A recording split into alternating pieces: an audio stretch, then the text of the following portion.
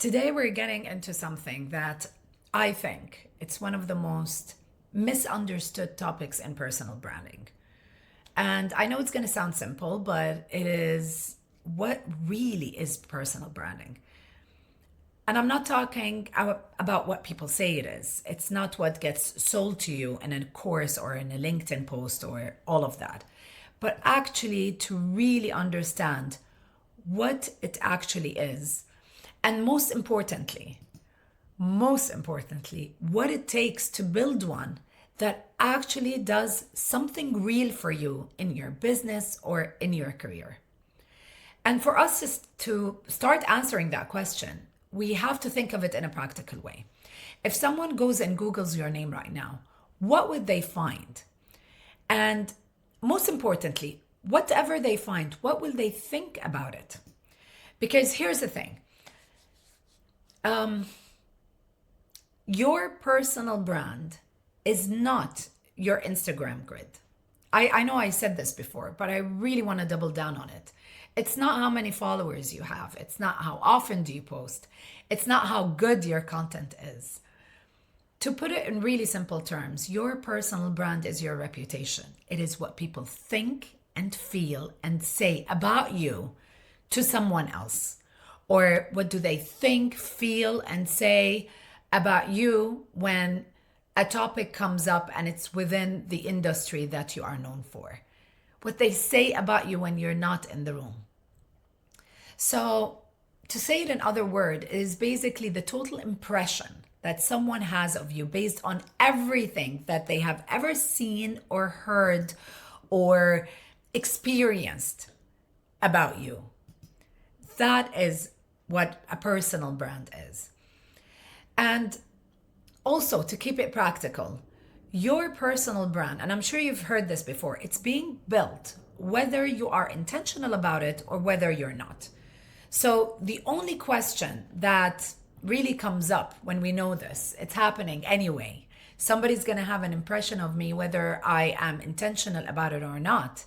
The question becomes, are you today trying to shape it, or are you leaving your personal brand in this space that we are in today, where being present on different platforms or being present on social media, since this is a necessity for someone who is career oriented or someone who has a business, are you going to take the realm of shaping it, or are you going to leave it to chance? So if you are going to take control of the narrative and really intentionally building your personal brand, I want you to think of five things that five things that real brands possess and they have and they need. Because when you understand these five pillars, if you want, this is what separates the people who are just like posting online and being present online from the people who are actually building a personal brand that is actually building something for them, building a reputation that is actually going to impact their career growth or impact the growth of their business. So the first point is your positioning. Basically, positioning is the foundation. And for you to know if you have really good positioning, your positioning should answer basic questions like who you are, who do you help, why you and not someone else. That is positioning. It is basically what makes you different from another person in your field. So if you feel like your positioning is not clear, everything else that you do will work against you. If you think that you haven't really nailed your positioning, whatever you do, whether it is online or if it's offline, it will work against you. Because you can be posting every single day, and that will still confuse people. because they cannot quickly pinpoint, what do they understand about you? What do you serve? Who are you? And most people really skip that step. They go straight to the content. And I know that this is one of the biggest points that is debatable online is content versus what has to come before being visible, online or in the world. Because when you decide to skip your positioning, this is the time that months later you sit and you're like, okay, I don't understand what's going on. Why is this not converting into something that is impactful in my life or impactful on my career? So if you've ever asked yourself, what is the best way to identify your positioning? Just think of these places to start. First, try to get specific about who do you help and what exactly is the problem that you solve for the people that you help. And what's really important is that this is where you kind of need to be really specific. It's really specific, not very wide. So you have to clarify one person, and you have to also clarify one outcome that kind of fulfills the promise. The second thing is to ask yourself, what makes my approach different from anyone else in my space? Not better, different. Another thing to ask yourself is to do a quick test.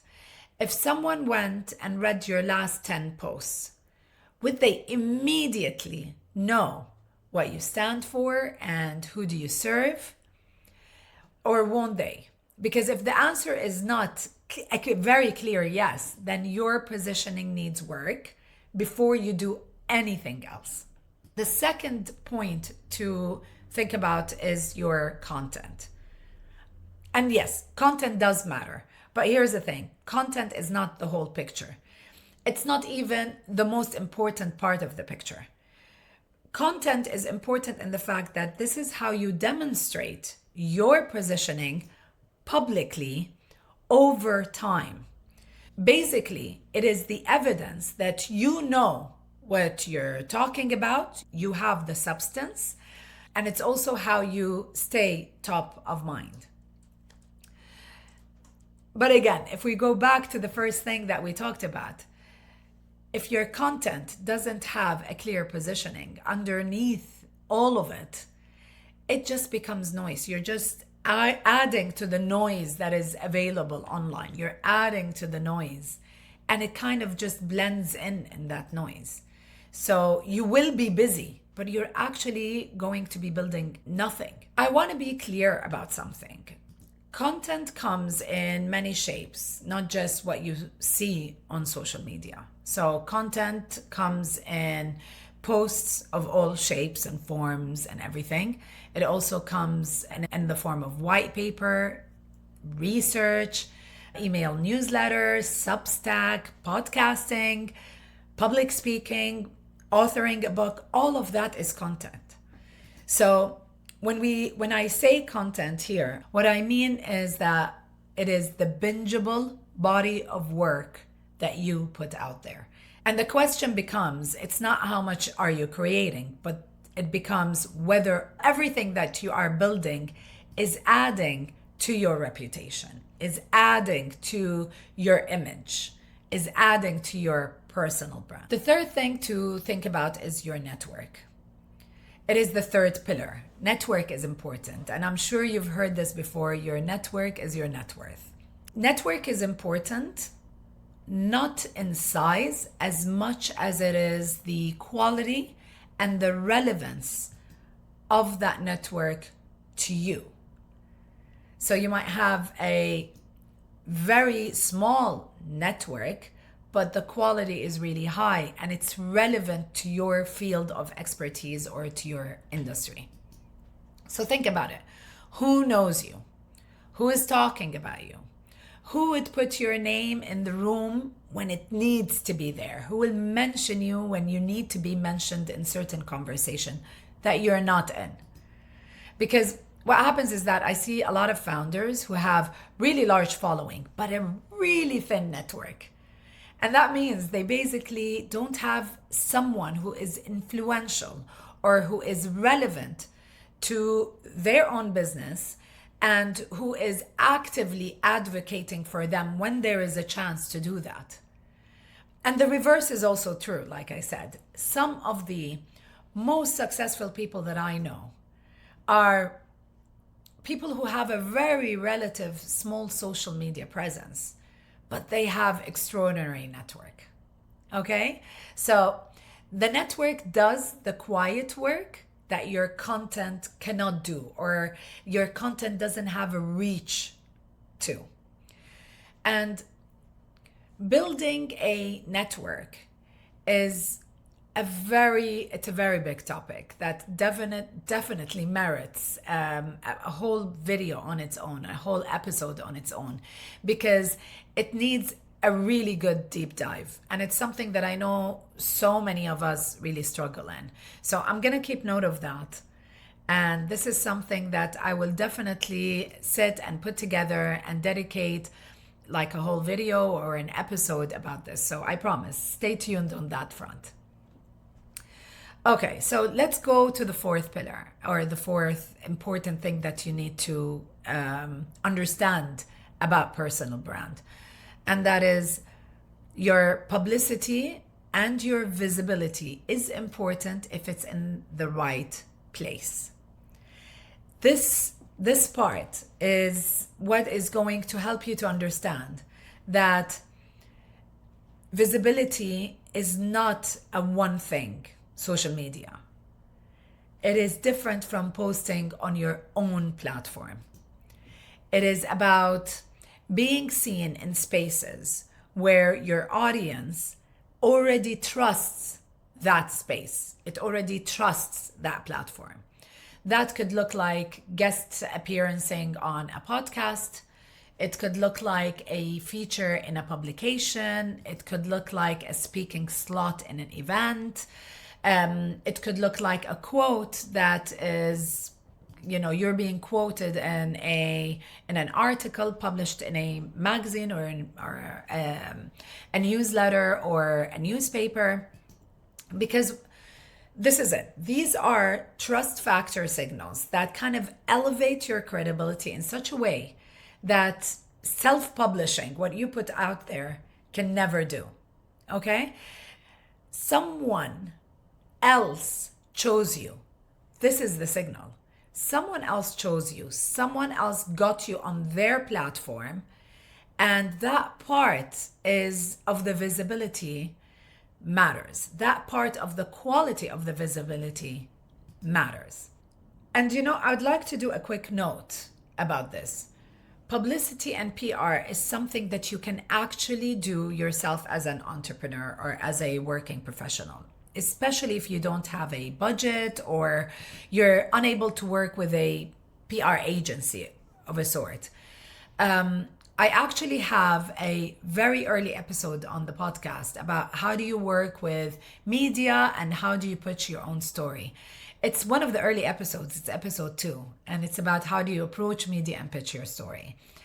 The topic deserves a refresh. That's another note I need to keep, and I think we need to come back to it because publicity and PR is something that is really important, and I think it's not talked enough about. Plus, it's not really talked about in a way where it connects to personal brand. So if you want to hear all about it from an earlier episode, just head to episode 2 of my podcast. You'll find it there. But this is something that definitely needs a refresh because this is something that really adds to what really is a personal brand and what does it really take to build the credibility and build your reputation. And the final thing that I want to talk about is social proof. It's a very important pillar. So social proof is basically, what do others say about you and about working with you? This comes in the form of testimonials, of recommendations. Businesses have it in terms of reviews. So This is basically when people say their experience with working with you, but basically the results that they have got thanks to being a client of yours, or thanks to working with you under a certain department or within the team. So it's basically, what are people saying about you to refer you to someone else? Social proof is a very important pillar, and it is a pillar that builds a personal brand. It is a pillar that builds your reputation. And this particular thing kind of closes the gap between someone who finds you because your content is reaching everywhere, so it's like social media visibility, and between someone who is trusting you enough to take an action on it. So you can have, and this is really important, you can have the best positioning, you can have a great content plan, you can have a really solid network, but you can still lose a sale as a business if there is no clear evidence that you are able to deliver on that promise. Or you can still lose if your value chain is not complete, and people who became a client went through the value chain, but the clients did not experience the promise of your product and service, and therefore did not do a testimonial or a review that you have. They didn't give you the social proof. I hope it explains in really simple and easy terms, but it really explains what a personal brand is. Sometimes I feel that what is out there is not really honest in terms of giving the right or the full picture. This is what it takes to build a reputation with intention, and not just leaving it to luck. You cannot really focus on one particular thing, like visibility, content, being, this content machine that is out there, and then expect that you're building a personal brand, like exactly what you were told, but somehow your pipeline is empty. Personal brand, it's exactly what it means to have a full system. It's not just content, it's not just social media, it's not just follower time. It's a full system. This is what really reputations happen. And honestly, if you look at it really as a system, it becomes like a flywheel. One leads to the next, and the next amplifies the next one. And then it kind of grows, and then it goes back to the first one, and that first one grows, and then it goes on and on and on, and becomes like a cycle. When all of those 5 elements work together, your reputation kind of builds momentum. And then the momentum is the reason, or the catalyst for the growth, whether the growth is in your career, the growth of your business, the growth on social media, the growth of the following, and so on and so forth. If you're going to get something out of this video, out of this episode, here's what I have to offer. This is an exercise, okay? So look at each of these 5 points, these 5 pillars that I shared with you today, and with honesty, sit and assess where you are strong in and where do you have a gap. Because we're not weak in everything. Usually you have one that is dominant over the others. So sit and really analyze that. Most people I've worked with have 1 or 2 pillars that they're really good at, and then like the other 3 are just about. So the people who are really successful that you admire and you see online, they are the people who build real, lasting, business driving reputations as entrepreneurs, as business owners. They are the ones who work the whole system, not just parts of that system. I hope this was helpful. I'll try to kind of keep unpacking this thing, the elements that kind of really builds your reputation on my platforms during the course of the year. And it's because it is a system, it merits, to go into detail of every single piece of that system to create the flywheel, because it's not just about the surface, the visibility. It's like there's a whole thing that comes with it and around it and everything. And I know that people who are watching today or listening to this episode, God, I think I ate my hair. I know that this is something that it kind of like, oh my God, I need to get another layer on board or anything like that. But actually, I really wanted you to think of it from the information that you get, and once it kind of makes sense to you, when there is logic and it makes sense to you, you'll get to understand where to put your efforts in. You'll get to understand how much to push and where to leverage one thing, and then you'll know how to create that your own flywheel. If this resonated with you, please do share this episode with a founder or a business owner that you know who is really working hard but is not seeing the results that they are expecting or that they really deserve. They might just be missing one of those elements, or maybe two. And also, please don't forget to subscribe. I hope I'll see you next time. Keep making waves.